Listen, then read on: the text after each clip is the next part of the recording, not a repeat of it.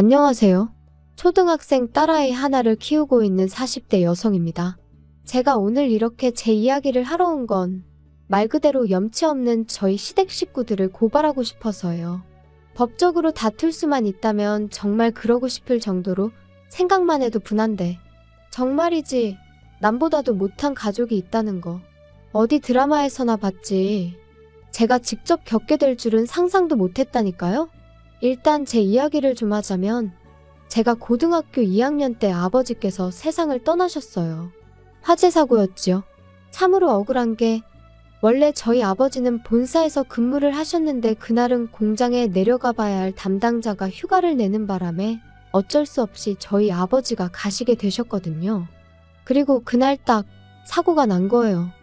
어이없는 사고로 아버지를 잃은 후 아버지와 사이가 좋으셨던 어머니는 밤낮으로 눈물을 흘리셨고 저는 저대로 매사에 비관적인 사람이 되어갔지요. 게다가 이후로 어머니도 저도 전혀 알지 못했던 빚들이 여기저기서 하나둘씩 튀어나오는데 정말 환장하겠더라고요. 뿐만 아니라 저희 모녀를 더 미치게 했던 건 아버지의 형제들 그러니까 친척들이었어요. 사람이 죽었는데 기껏 저희 집에 찾아와서는 형이 재산을 얼마나 남겼냐, 보상금은 얼마나 받았냐, 자기들이 정말 힘들어서 그러니 좀 나눴으면 안 되겠냐. 형이 살아있었다면 무조건 나눠줬을 거다. 말 같지도 않은 소리를 어찌나 뻔뻔하게 내뱉어대던지. 그때 정말 처절하게 배웠어요. 피가 물보다는 진하다고 해도 돈보다는 못하다는 걸 말이죠. 그리고 그런 일련의 시간은 저에게서 미래에 대한 꿈도 희망도 다 빼앗아 갔어요. 대학이니 뭐니 그런 게 뭐가 중요한가. 주변의 모든 일이 무의미하게 느껴졌고 그 어떤 열정도 생기지가 않더라고요. 그래서 대학을 포기했어요. 나중에서야 그 선택을 후회하기도 했지만 그땐 제 나름대로 최선의 선택이었죠. 그리고 이후로도 한동안 방황을 하던 제가 정신을 차리게 된 계기가 있었으니 그건 바로 제 은인이나 마찬가지인 사장언니를 만나면서였습니다. 당시 저는 그래도 제 용돈은 벌었어야겠다는 생각으로 디저트 가게에서 아르바이트를 하고 있었는데 그때만 하더라도 가게가 자리를 잡기 전이라서 아르바이트생이라곤 저 하나밖에 없었거든요. 그리고 사장언니는 사장과 아르바이트생이라는 관계에도 불구하고 저를 정말 친동생처럼 아껴주었어요. 뿐만 아니라 제가 디저트에 흥미를 보이니 틈틈이 어떻게 만드는 건지 가르쳐주기까지 했지요. 너무 기뻤어요. 사실 집에서 흉내라도 내보고 싶은 적이 한두 번이 아니었는데 도구 하나 제대로 갖춰진 게 없었기에 엄두도 못 내고 있었거든요. 그리고 그렇게 계속 배우다 보니 누구한테 말하진 못했지만 언젠가 나도 이런 가게를 하고 싶다는 꿈을 갖게 되었지요. 하지만 그 행복이 오래가지는 않았습니다. 당시 어머니 허리 디스크가 악화되면서 일을 좀 쉬셔야 하는 상황이 되었으니까요. 그래서 저는 어쩔 수 없이 디저트 가게 일을 그만두고 말 그대로 돈을 벌기 위한 직장을 구해야만 했어요. 그나마 다행이었던 건 사장언니의 도움으로 비교적 쉽고 빠르게 한 사무실에 취업을 할 수 있었다는 거예요. 사장언니가 하는 말이 제가 그동안 자기한테 정말 도움이 많이 되었다면서 이렇게밖에 못 도와줘서 미안하다는데 그냥 지금도 그때를 생각하면 고마운 마음에 눈물부터 나요. 아무튼 이후로 21살부터 28살 때까지 평범한 직장인으로 살았습니다. 취미생활로 과자를 구우며 특별할 것 없는 하루하루를 보냈고 지금의 남편도 만나게 되었죠. 저와 마찬가지로 회사를 다니던 평범한 직장인이었던 남편은 좋은 게 좋은 거라는 둥글둥글한 성격의 배려가 몸에 배어있는 자상한 사람이었어요. 그리고 그런 남편의 성격이 너무 부러웠던 저는 남편이 도대체 어머님 아버님 두 분 중 누굴 닮은 걸까? 두 분은 얼마나 좋은 분들일까? 늘 궁금했는데 결혼 준비를 시작하고 나서야 비로소 알게 되었습니다. 누굴 닮아서 그런 것도 아니었고 두 분도 그렇게 좋은 분들이 아니셨다는 걸 말이죠. 남편은 3남매 중 둘째로 소위 위아래로 치이는 입장이었어요. 맞이인 아주버님에게는 시부모님의 기대가 대단하셨고 막내인 신우에게는 하나뿐인 공주님이라며 불면 날아갈까 주면 부서질까 아주 애지중지하셨지만 저희 남편한테만큼은 한마디로 본체만 채 있으나마나. 그리고 그런 시부모님의 마음이 확실히 드러났던 때가 바로 상견례 자리에서였습니다. 아이들 결혼 준비를 어떻게 도와주실 거냐는 저희 어머니에게 둘이 좋아서 하는 결혼이니 부모가 뭐라 하겠냐면서 도와줄 형편이 안 되니 그런 줄 아시라. 그 일로 우리 아들을 사위로 못 받아들이시겠다면 그 또한 뭐 어쩔 수 없다. 한마디로 배째라는 식으로 나오시더라고요. 그리고 정말로 저희 시부모님이 돈이 없으셔서 그러신 거라면 해주지 못하는 부모의 마음은 오죽하겠나 그렇게 생각하면 생각했지 원망은 하지 않았을 겁니다. 하지만 그게 아니었어요. 남편은 제가 속상할까봐 차마 말을 못했었다는데 알고 보니 저희보다 2년 일찍 결혼한 아주버님한테는 시부모님께서 집과 차를 해주셨었다는 거예요. 그것도 대출 하나 없이 말이죠. 그리고선 남편한테 하셨던 말이 원래 장남이 잘 돼야 집안이 잘 되는 거라고. 그러니까 샘내지 말라시더랍니다. 솔직히 그 이야기를 듣곤 기분 안 상할 사람이 몇이나 될까요? 아무리 시부모님 재산이니 저희가 가타부타 말할 게 못 된다지만 그래도 사실을 알고 나니 너무 기분이 나빴죠. 남편은 저에게 자긴 괜찮다며 덤덤하게 말했지만 저는 솔직히 저희를 안 도와주셨다는 사실보다 아주버님과 저희 남편을 대놓고 그렇게 달리 대하셨다는 게 말 그대로 기분이 더러웠어요. 하지만 제가 그런 티를 낸다고 상황이 달라질 것도 아니고 그래서 남편한텐 그랬네요. 뭔가를 받을 땐 그만큼의 책임이 따르는 거 아니겠냐. 나는 상대적으로 그만큼 홀가분해졌다 생각하겠다. 그런데 황당한 상황은 여기서 끝이 아니었습니다. 듣기론 아주버님네는 결혼 직후부터 아이를 갖기 위해 노력을 했다는데 이유는 잘 모르지만 어째서인지 임신이 잘 안 되는 모양이더라고요. 반면에 저희는 솔직히 말하면 집이라도 장만하고 이후에 아이를 가질 생각이었는데 뜻하지 않게 1년 만에 아이가 생겼지요. 그리고 시부모님과 저희 부부의 사이가 좋고 나쁘고를 떠나 어쨌든 제가 손주를 가진 거니 이 소식을 안 알릴 수는 없잖아요. 그래서 양쪽 집안에 제 임신 사실을 알렸습니다. 그런데 황당하게도 시부모님께선 저더러 제 임신 소식을 아주버님네는 모르게 하라셨어요. 어이가 없었죠. 이러나 저러나 애는 때가 되면 나와야 되는데 그럼 그때 가서 뭐 다리 밑에서 주워왔다고 하라는 건지. 하지만 시부모님은 계속해서 아주버님이고 형님이고 스트레스 받게 하지 말라며 신신당부를 하셨으니 참 서글프대요. 그리고 결국은 걸렸습니다. 임신한 지 6개월째 되던 때 추석이었는데 시부모님이 못 오게 하셔서 안 갔거든요. 그런데 이제 형님이 난리가 났던 거죠. 어떻게 자기도 왔는데 제가 안 올 수가 있냐면서. 아주버님도 저희 부부더러 싸가지가 있네 없네. 그리고는 급기야 둘이서 저희한테 한마디 해야겠다며 연락도 없이 찾아와서는 불러온 제 배를 보고 충격이 컸던 모양입니다. 자기들을 기만했다면서 저희 때문에 족보가 다 꼬이게 생겼다고 억지를 써대더라니까요. 그러더니 급기야 형님은 갑자기 어지럽다면서 쓰러질 것 같다. 119를 불러달라. 정말이지 생쇼도 그런 생쇼가 따로 없었어요. 그런데 상황은 거기서 끝이 아니었습니다. 황당하게도 그 일이 있고 2주 만에 시부모님이 저희를 부르시더니 당신들이 살고 있는 아파트부터 가지고 있는 땅까지 전부 다 아주버님 명의로 넘기겠다 하셨거든요. 원래도 시부모님 재산에 관심도 없었고 그 재산이 언젠가 저희 몫이 될 거란 기대도 없었지만 그래도 너무 갑작스럽고 당황스러워서 갑자기 그런 결정을 내리신 이유가 뭐냐고 여쭤봤어요. 그랬더니 어머님이 하시는 말씀이 아주버님네서 그렇게 해달라고 했다는 거예요. 평소에도 저희 부부가 싸가지가 없어서 자기들한테 잘하는 게 없었는데 이제 애까지 가졌으니 얼마나 기세등등하겠냐면서 자기들한테도 어떤 식으로든 힘을 실어달라고 했다나요? 듣는 내내 어처구니가 없었습니다. 솔직히 쪽팔려서 어디 가서 말도 못했는데 한번 말해볼까요? 저희 결혼하는데 시부모님은 한 푼도 안 보태주신 건 물론이고 남편 대학 다닐 때 딱 2번 학비 내주셨다는데 그걸 핑계로 축의금을 다 가져가셨어요. 게다가 아주버님네 부부는 매일같이 돈 자랑을 해대는데 정작 저희 결혼할 때 축의금으론 달랑 10만 원 했더라고요. 물론 그마저도 구경도 못했지만 아무튼 이미 그런 역사가 있었으니 아무리 저희 남편이 사람이 좋다고 해도 뭘 얼마나 잘하고 싶었겠어요? 까놓고 말해서 그냥 명절이고 시부모님 생신이고 봐야 하는 날에만 보는 거고 그때는 그냥 인사나 하고 마는 거지. 저희가 뭐가 좋다고 거기 붙어서 허허실실 싸바싸바를 했겠냔 말이죠. 그런데 아주버님이나 형님은 자기들이 보기엔 저희 부부가 가진 것도 없는데 자기들한테 아쉬운 소리를 안 하니 그게 그렇게 꼴보기가 싫었던 모양입니다. 10년도 더 된 이야기인데 또 생각하니 속에서 우라가 치미네요. 저는 시부모님한테 그래도 재산을 다 넘기시는 건 신중하셔야 된다고, 한번 넘어가고 나면 되찾아오시기도 힘들다고 말씀드렸어요. 그리고 여기엔 정말 사심은 없었고 두 분이 너무 아주버님과 형님한테 끌려다니시는 거 아닌가 싶어서 제가 시부모님한테 좋은 감정이 있던 것은 아니었지만 어쨌든 걱정스런 마음에 드린 말씀이었죠. 하지만 시부모님은 오히려 제가 하는 말에 노여워하셨습니다. 너네 참 이상하다. 왜 부모 자식 사이를 이간질을 하냐?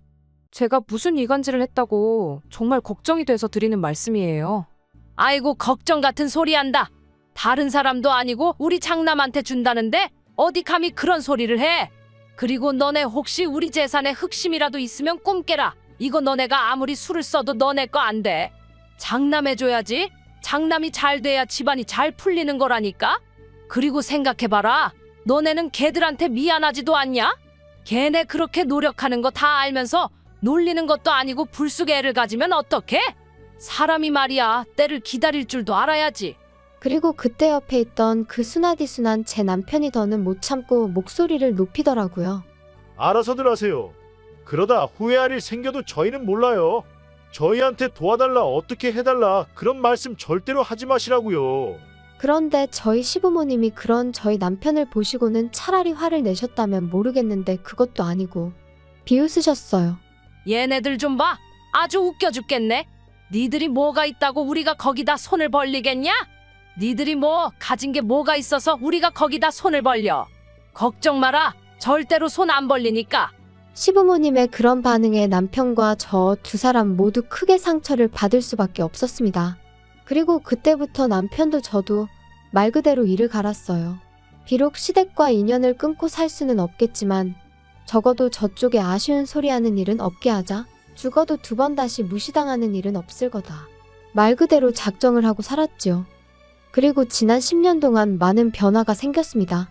일단 결혼한 지 6년 만에 저희 두 사람 명의로 된 아파트를 장만했어요. 비록 대출도 껴있고 구축이긴 했지만 생각보다 이른 목표 달성에 얼마나 기쁘던지. 하지만 이 기쁨에 초를 치는 이가 있었으니 그 또한 말 안 해도 아시겠죠? 바로 저희 시댁 식구들이었습니다.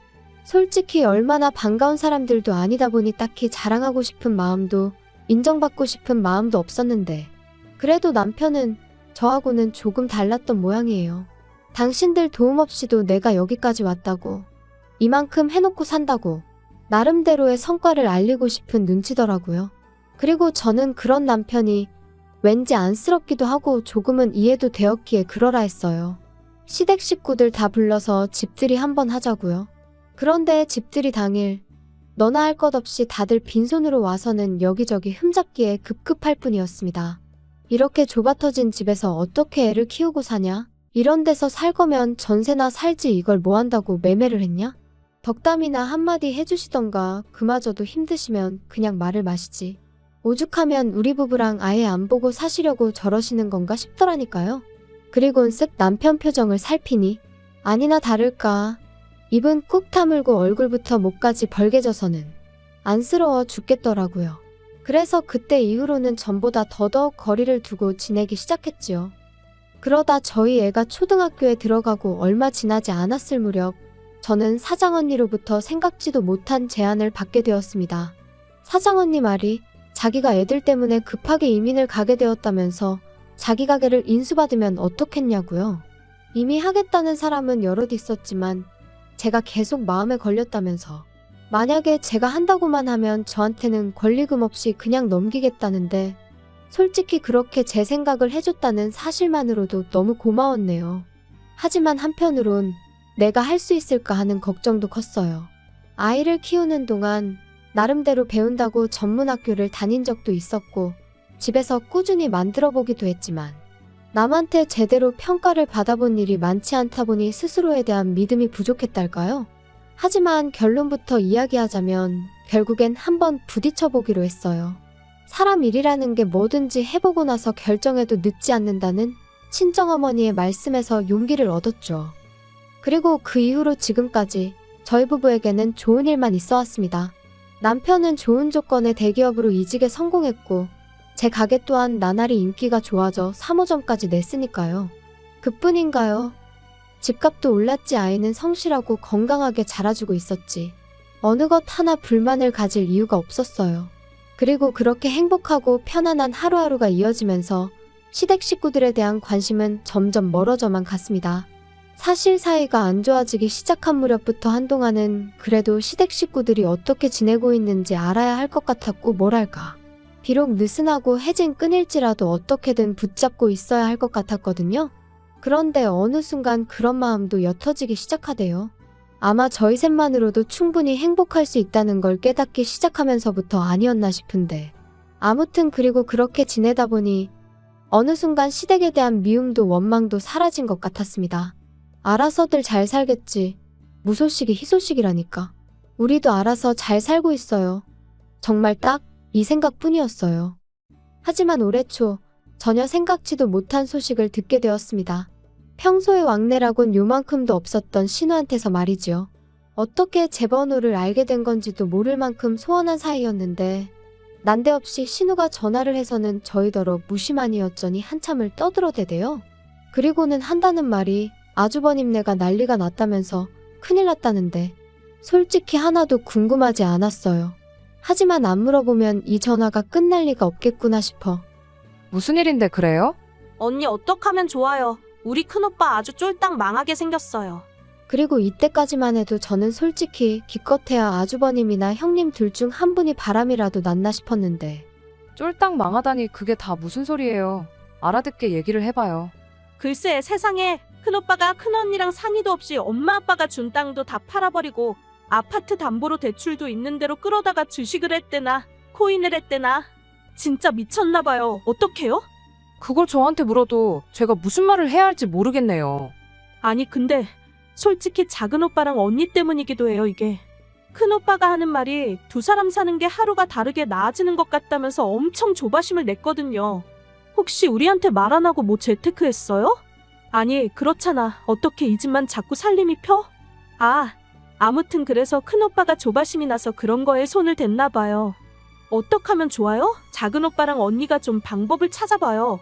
이러다 두 사람 원망 듣게 생겨서 내가 걱정이 돼서 연락한 거라니까요? 기가 차서 신우더러 그걸 말이라고 하냐고 따졌어요. 그리고 아가씨도 지금 나이가 몇인데 전할 말 못 전할 말 구분도 못하느냐고 그런 말을 나한테 전하면 내 입에서 좋은 소리가 나가겠냐고 쏘아붙였습니다. 설령 재테크를 했다고 해도 그게 우리가 아주버님이나 형님한테 양해를 구할 일이냐 사과를 할 일이냐 황당하다 그랬지요. 그랬더니 신우가 한다는 말이 다 같이 잘 먹고 잘 살면 좋은 거 아니냐는데 그렇게 생각하는 사람들이 시부모님한테 재산 다 받아내고 동생네는 거들떠도 안 보냐고 또다시 받아쳤어요. 그러자 신우가 저더러 언니 그렇게 안 받는데 돈 얘기에 되게 민감하답니다. 그러니 더 할 말이 없었죠. 참고로 그렇게 아주버님 재산 다 퍼주실 때 신우 앞으로도 오피스텔 하나 해주셨어요. 정말 저희만 아무것도 안 해주셨다니까요. 그렇게 기분 나쁜 연락을 마치고 남편에게 이런 연락이 왔었다고 알렸습니다. 그리고 남편의 반응은 저랑 별반 다르지 않았죠. 이제 와서 그런 소리를 왜 우리한테 하냐면서 몹시 마음 상해했거든요. 그런데 며칠 전 어머님한테 걸려온 전화를 받게 되면서 그제서야 신우가 괜히 연락을 했던 게 아니라는 걸 알게 되었습니다. 어머님하고는 참으로 오랜만에 통화였는데 어머님은 가타부타 설명도 없이 다짜고짜 앓는 소리 죽는 소리를 내기 시작하셨어요. 그리고 저는 그런 어머님의 푸념이랄지 신세한탄을 들어드리고 싶은 마음은 손톱만큼도 없었기에 하실 말씀이 뭐냐 용건만 말씀하시라 했지요. 옆에 있던 남편도 귀찮다는 듯이 손만 내저을 뿐이었고요. 너는 정말 말을 서운하게 하는구나. 시애미가 전화를 하면 잘 지내셨냐, 아픈 데는 없으시냐, 근심거리가 있으시냐 그런 거 물을 생각은 안 하고. 아주버님이 어련히 잘 챙겨드리고 계시지 않겠어요? 무슨 일 때문에 그러시는데요? 우리 장남이라면 내가 생각만 해도 눈물이 날라 그런다. 걔가 지금 너무너무 힘들어하고 있어. 혜지한테 다 들었지? 아가씨랑 얼마 전에 통화를 하긴 했는데 잘은 몰라요. 그런데 아주버님이 힘드신데 왜 저한테 연락을 하셨어요? 제가 딱히 해드릴 게 없는 것 같은데. 왜 해줄 게 없어? 있으니까 내가 연락을 했지. 아무래도 나랑 네 시아버지랑 당분간 너희 집에 가 있어야 될 것 같다. 갑자기 그게 무슨 말씀이세요? 저희 집에 오신다니 도대체 왜요? 아니 부모가 자식 집에 간다는데 무슨 왜요야? 왜요는?